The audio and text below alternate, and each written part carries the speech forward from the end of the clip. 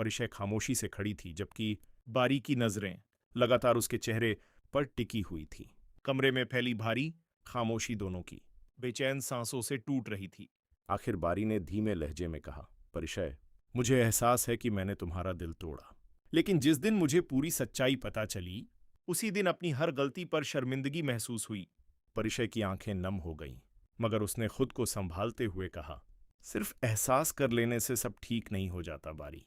जब मुझे तुम्हारी सबसे ज्यादा जरूरत थी, तब तुमने ही मेरा साथ छोड़ दिया था। बारी के पास कोई जवाब नहीं था। वह खामोश खड़ा शर्मिंदगी से नजरें झुकाए रहा।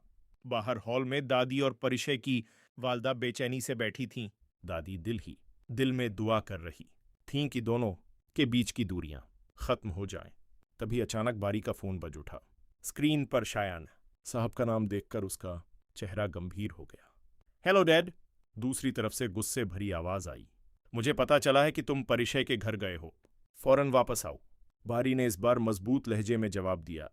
नहीं डैड, अब मैं तब तक वापस नहीं आऊंगा जब तक अपनी गलतियों को ठीक नहीं कर लेता।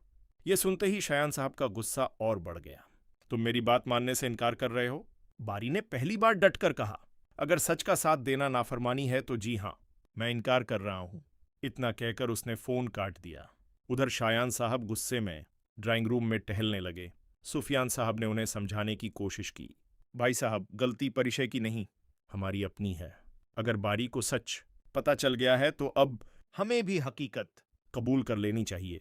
यह सुनकर शायान साहब कुछ देर के लिए खामोश जरूर हुए, मगर उनके चेहरे से साफ जाहिर था कि अंदर एक जबरदस्त कशमकश चल रही है। दूसरी तरफ झीब ने अगले ही दिन अलीजे के इलाज के लिए एक मशहूर डॉक्टर से मुलाकात तय कर दी। जब अलीजे को इसका पता चला तो उसकी आंखों में हैरत और खुशी एक साथ उभर आई। उसने नम आंखों से पूछा, आप सच में मेरे लिए इतना सब कर रहे हैं? झीब ने हल्की मुस्कान के साथ कहा, मैं नहीं चाहता कि तुम पूरी जिंदगी एक गलती की सजा भुगतती रहो। यह सुनकर अलीजे की आंखों से आंसू बह निकले। उसे पहली बार महसूस हुआ कि शायद उनके रिश्ते में उम्मीद अभी पूरी तरह खत्म नहीं हुई। इधर बारी जब परिशय के घर से जाने लगा तो दरवाजे पर रुक गया।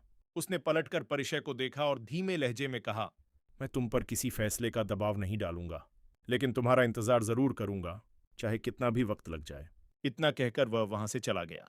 परिशय खिड़की के पास खड़ी उसे जाते हुए देखती रही।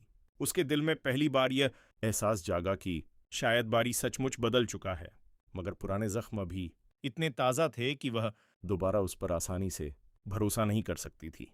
लेकिन उसे क्या मालूम था कि आने वाले दिनों में एक ऐसा राज सामने आने वाला है जो सिर्फ शर्मिंदा होने पर मजबूर कर देगा।